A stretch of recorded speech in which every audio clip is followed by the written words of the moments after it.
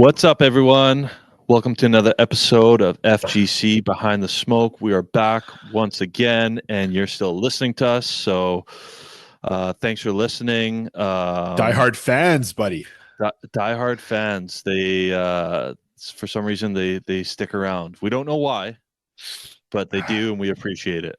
Yeah, 10,000 recently. That's crazy. Right, 10,000. Yeah. It's this podcast has grown quite a bit. I mean, we never really thought it would get this big. We just kind of started this for fun and trying to get free info out to people who are trying to become firefighters, and now we have 10,000 listeners. It's pretty crazy. Yeah, like you said, man, it's been so much fun, and like that's been the primary reason, and helping guys out, and just to see that it's actually like reaching somebody, it's great to see. Yeah. How's things in Australia there, buddy? You worried about any snakes? Any snake problems? No, they're going to be coming out of hibernation soon. If we catch them, they're safely going to be released into the wild. Have you seen any snakes while Dude, you've been there? I've seen so many, and my wife's like, oh yeah, you don't see him more often than anywhere else. It's just like anything else. People talk about the country as being super dangerous. Like, I've seen more snakes in like a month here than I've seen in my entire life. And I've been to the zoo. Like, I've seen the reptiles. So I don't know what she's talking about. What about spiders? You guys got a bunch of crazy spiders there too. Yeah, they're gonna be coming out soon, buddy. Too. It's getting warmer again, and I don't know. We're gonna blast those as like for sure. I'm thinking of getting one of those. The like sand guns. Have you seen those things? Yeah, the salt guns. Salt guns. That's what it is. Yeah. Yeah. I've seen those. They look like fun. Yeah, I'll see if that's like a legal thing here, if I can just make my own or whatever. But make your own. Just make a potato gun. Yeah, just burn the whole house down, dude. What's going on in Canada? What's cold over there? Not much, buddy. It's no. It's actually the weather's been kind of shit lately. I'm not gonna lie. It piss rain. Good old August rainstorms. Yeah, Pacific Northwest. It's been getting a little bit nicer. But yeah, no, things are good, man. Same old shit. Just for those of you listening, obviously you guys know that Boris and I both had kids recently. Separately. So that's been separately. So that's been keeping us busy. So Boris had a baby girl, I had a baby boy, and I keep calling Boris's daughter my son's girlfriend. Yeah. So we'll arrange that marriage for sure. Yeah. Yeah, exactly. So yeah, let's dive into our topic here. What's our topic today, Boris? Today we're going to be talking about using AI in the fire service, and probably more specifically using AI during your firefighting process and trying to get hired. Yeah. So obviously AI is a big thing now, right? A lot of people are using it in a lot of different types of work, right? A lot of people in the corporate world are using it. A lot of university students and stuff like that, right? There's definitely some great stuff when it comes to AI, but there's also a lot of stuff that you really need to be aware of, and especially if you're a aspiring firefighter and you're applying to places and you're using AI to help you write stuff up when it comes to your application or to help you with your resume, your interviews, stuff like that.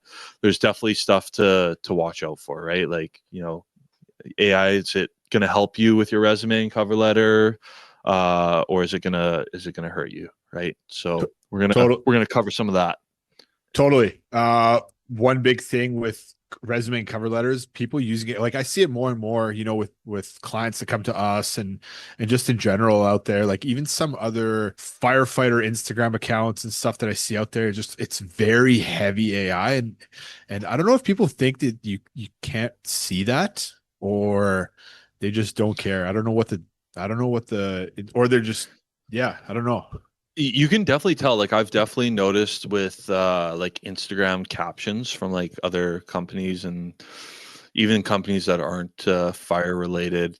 You can definitely tell just from the captions that they're using AI, right? So we're everything we do is authentic, right? Like we try and keep it real. I also don't know a ton about AI because when it comes to technology. I'm basically, how do I put this nicely?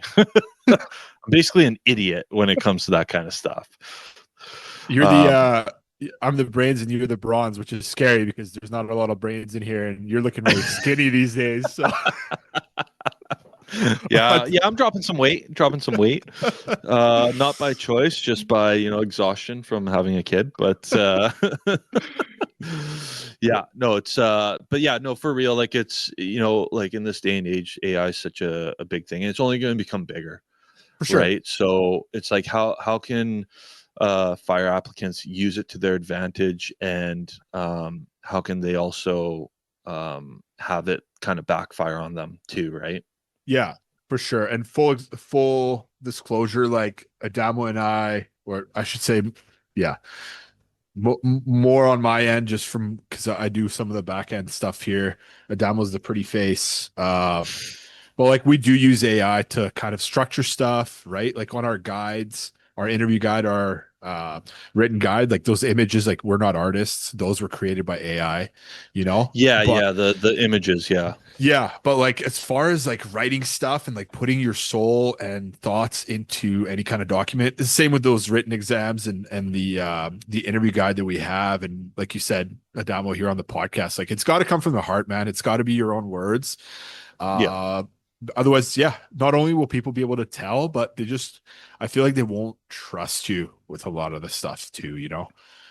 for sure, right? And like, the recruitment departments, or sorry, the recruitment teams with these fire departments, like they can see that stuff, right? They know there is like software out there where they can like basically copy and paste your resume or your answers to within your application, and it will tell them whether it's AI or not, right? Yeah. Yeah, exactly. It's like fighting AI with AI. And yeah, like we see resumes and cover letters that come across our table. Like, yeah, that's AI, 100%. And it kind of goes back to like what we were saying before with interviews is like if you practice too much and you come off as robotic and the recruiters don't know whether that's the real you, it's almost worse than not practicing at all. Right. Yeah, And absolutely. and that's kind of like the deal with AI as well. Is like if you're using it so much that they don't know if whether they can trust you, like you're sunk already before you even started. Yeah, yeah, exactly. And we have heard of people like trying to use AI to help like coach them with interviews and stuff like that. And like you said, Boris, when it comes to being like sounding rehearsed and robotic, like AI, when it comes to having that like human to human interaction that you're about to have in your interview, it's, in my opinion, it's really not the way to go, right? Like you're not going to come across as authentic. You're just going to sound rehearsed, robotic, and it's going to show.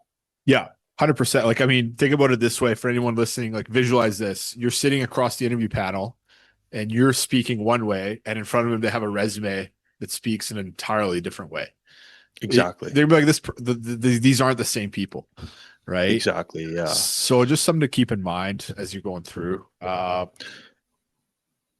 What would you say, Boris, are like some of the pros with using AI?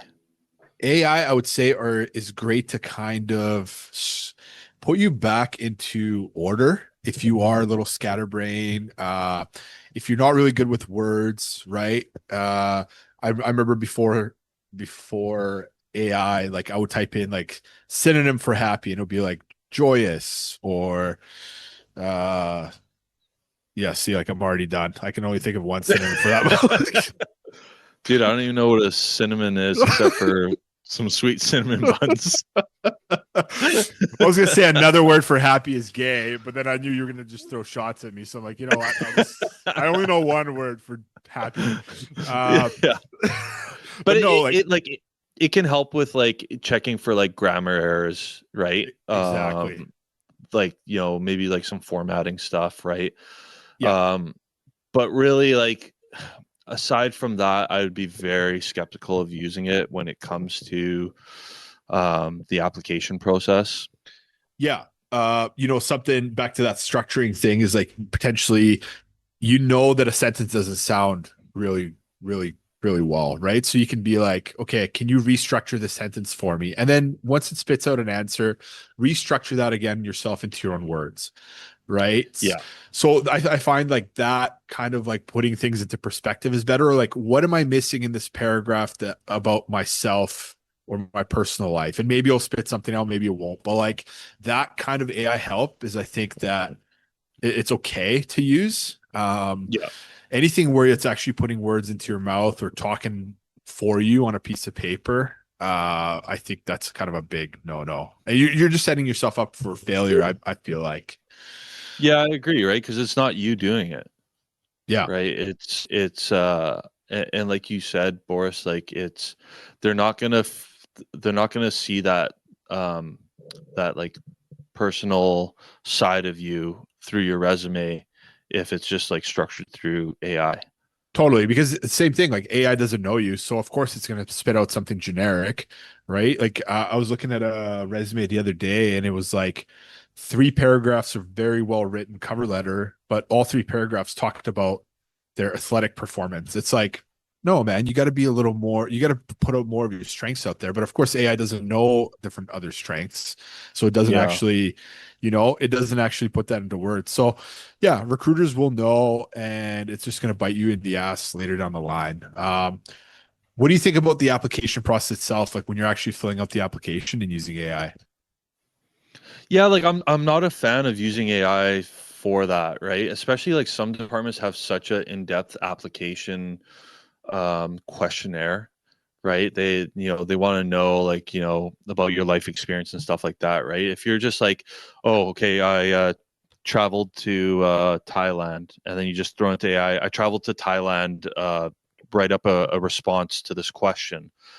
Like it's not coming from you, right? It's just kind of making shit up at that point, right? So I think it's good, like say you don't understand what they're asking in that question, or you want like clarification in that, like you can use AI to and ask it to like clarify more what that question's asking, so that way you can understand it better, and then you can write your own answer out, right? Like I could see it being useful in that sense.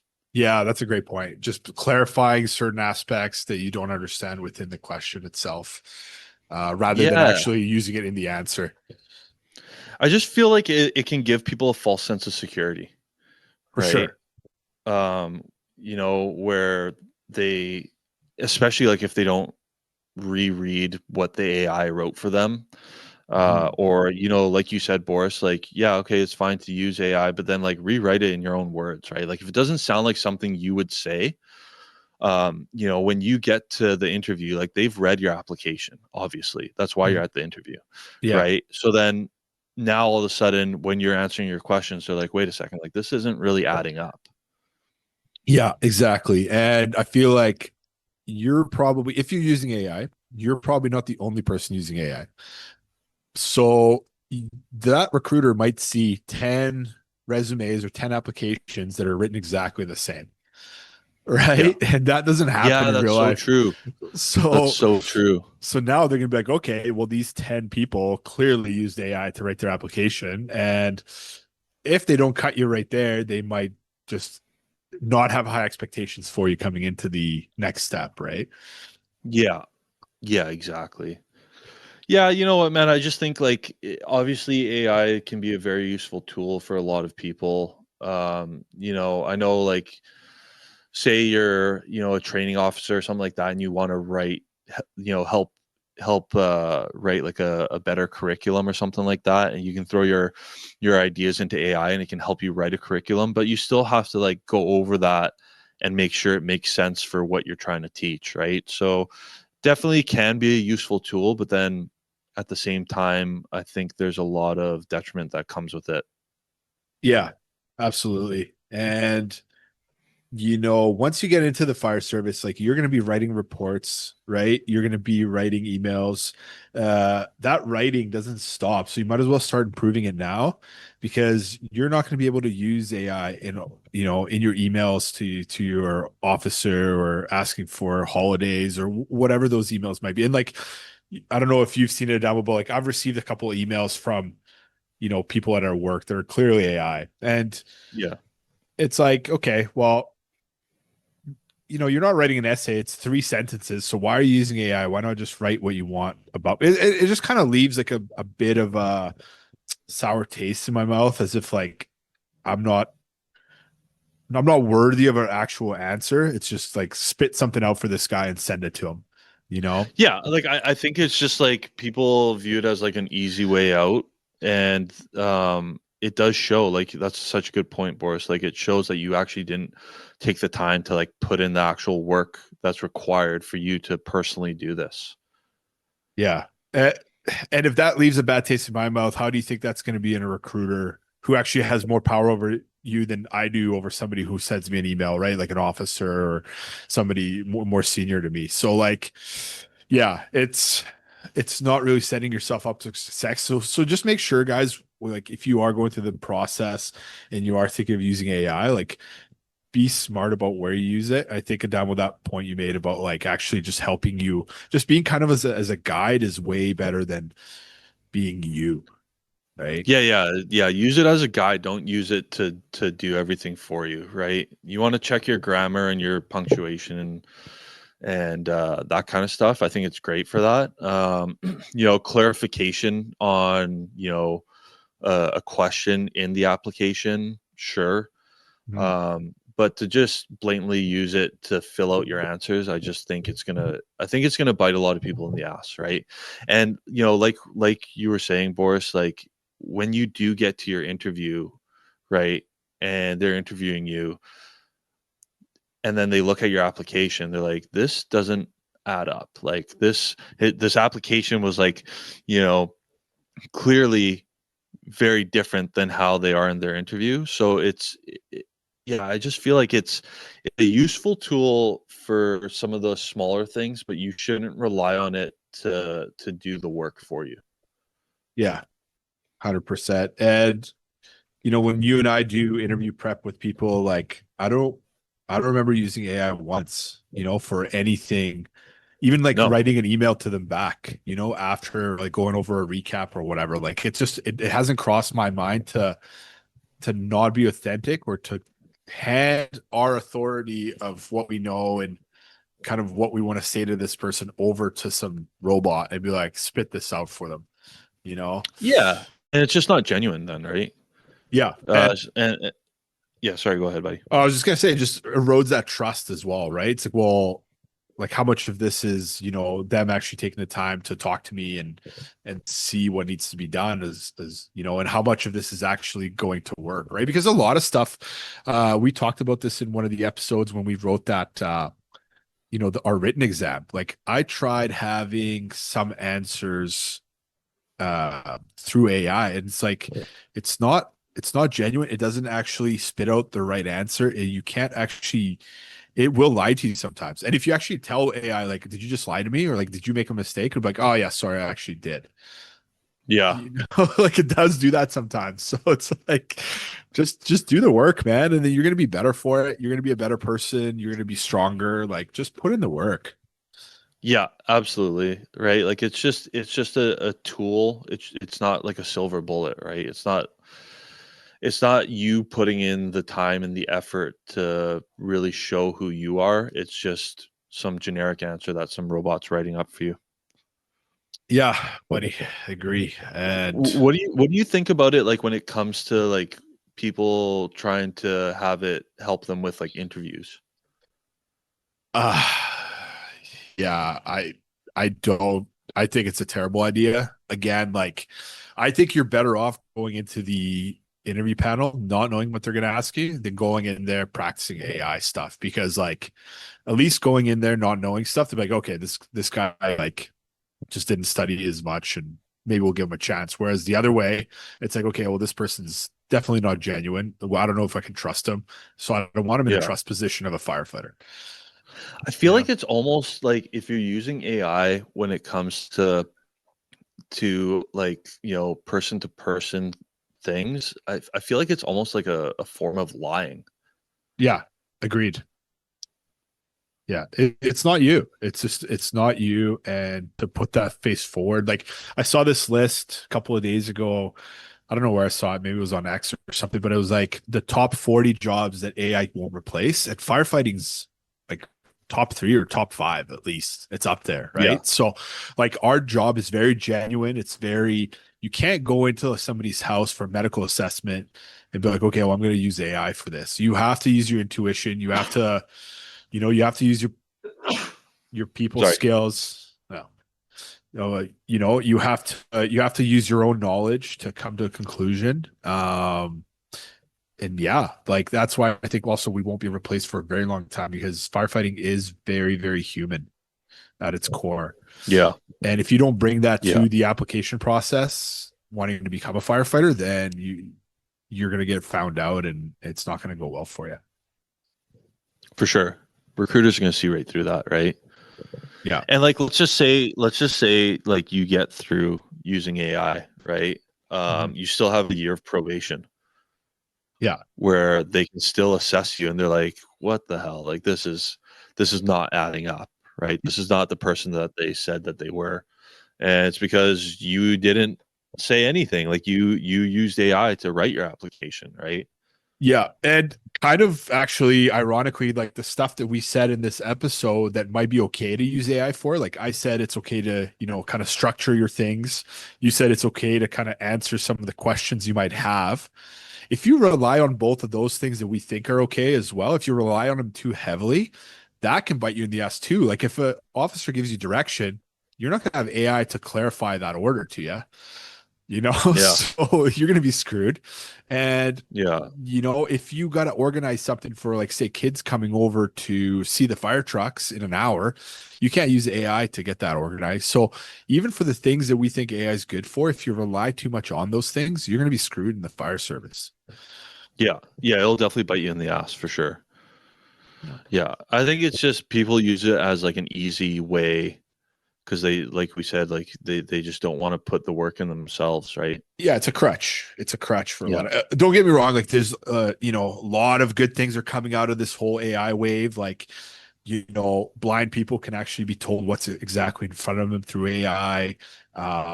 You can automatically translate stuff. Like, that's actually one thing. I guess that's technically AI that I've used before on our job. Is like, if I'm speaking with somebody with no English whatsoever, I can quickly go on like Google Translate or something that's similar to AI and like maybe do a medical assessment that way, just to get the Yeah. info kind of thing. So like there's still good things about AI and it's making people's lives easier, but when it comes to the fire service, you have to be very careful about how you use it. Yeah. Yeah, absolutely. There's definitely, yeah, when it comes to that kind of stuff, I can see how it could be really helpful for sure. Right. But when it comes to, if you're someone who's applying to fire departments and stuff, I would use it minimally, um, personally, right? Yeah. Yeah, buddy. Yeah. So yeah, guys, use it at your own risk. This is our opinion of it.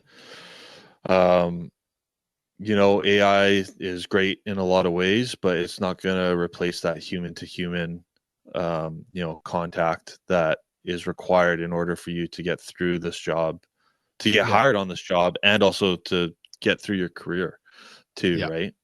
Would you So, would you ever have like an AI dog? an AI dog? Yeah, like if they do you remember those like robot dogs that they had maybe like late 90s? I don't know, you're way younger than me, but they had these like little robot dogs that would yap and you would like pretend to feed them and stuff. You remember that? No, no, I don't remember that at all. I was a I'll try. baby. You old fuck. I'm not that old if it's a robot dog that I was playing with, but Yeah, it's true. I was I just mean, wondering. I'd have an AI dog, sure. Like you don't have to clean Yeah. up shit. Yeah. You don't really have to like worry about taking it out for a walk or taking it out for a piss in the middle of the night. Like, yeah, I'd do that. Would you feel like you're getting loved by it though? Like all those like nice things about No, having a dog, like have affection and no. no, dude, because it's fake. Dude, I saw a story of like some guy who like proposed to his like AI girlfriend, even though he's like married with kids. I'm like, man, that's sad. Yeah, I think there's going to be a lot more of that. I think there's so many single people out there, a lot more than like 100 years ago. Um, Yeah, yeah, it's going to for be. sure. But that even that though, dude, it's like you're like having like this fake relationship with a robot. And they can't even Like you're say not no. having. Yeah, yeah, It's not a real proposal. I mean, it's not real yeah, for many reasons, but like, you know, yeah. They don't have the choice of saying no when you propose to them. yeah, It's crazy, man. It's yeah. I think you're right, man. We're gonna see more and more of that, like people marrying their fucking Chat GPT girlfriend. yeah, It's yeah. strange. Generate me a picture of Adamo as a female, and then I'll like go out with it. Dude, that's a scary picture for sure. I'm gonna try I'm it an out ugly later. dude. Imagine how ugly I'd be if I was a chick. Well, AI can fix that too. All right. Yeah. Yeah, I guess so. Yeah. But yeah, guys, like that's kind of what we have for you when it comes to like our opinion on AI and stuff. Like if you want to use it as a tool to just clarify on things, that's great. Don't rely on it though to fill out your application. Don't rely on it to help you with interviews. If you have an AI girlfriend, well, all right, power to you. Yeah, just don't tell anyone at the fire hall. Yeah, don't tell anybody. Don't tell anybody in general, actually. Just keep that a secret. Take it to your grave. Yeah. Yeah, there might be a lot less lonely losers out there though because of AI, so that's cool. Yeah. Yeah. Right on. Well, thanks for listening, guys, and yeah, we'll catch you guys on the next one. You betcha. Who knows? Maybe this next episode is just going to be Boris and I, but like through AI. Dude, gonna, like, mimic our voices or something. Dude, that's the crazy thing is like I've seen you can now do voices, videos, like but again, it's just so soulless, man. I've seen so many like YouTube videos, but I can't even watch this. It's just you can soulless. tell. You can definitely tell. Yeah. You know what's crazy though is like with some of that stuff, like elderly people can get scammed so easily. That's true. Yeah. Like, a video of like their grandson gets sent to them and it's like their voice and everything being like, yeah, I'm stuck here while I'm traveling. Like, can you just send me money? Here's my account. Like, I need like $4,000. I lost my passport and blah, blah, blah. Like, dude, elderly people, like even I'd probably get scammed doing that. Yeah. Yeah. I would be like, yeah, fuck. Holy shit. That's crazy. Yeah, I'll send you money. I don't have any money, but I'll send it to you. I didn't know my robot dog had a passport and is now stranded in Bosnia. Oh, fucking rights. Yeah, we live in it's a strange times. Yeah. But yeah, guys, if you just have a question about your application or something, just shoot us an email. Don't be afraid to just ask a question from us. Cause yeah, recruiters can tell. So just better be safe than sorry. Yeah, or ask like some other human next to you. Be like, hey, does this resume look okay? Because yeah, recruiters will know. Yeah, they'll know for sure, right? So yeah, guys, we hope that you find this helpful. If you guys have any questions about this topic, feel free to send us an email, info@firefightersglobal.com, or over Instagram as well. And yeah, for those of you listening too, we recently put out our interview study guide. We have that on sale on our website. I think it's like, how much are we selling that for, Boris? Like $27 or something? Yeah, exactly. Yeah, so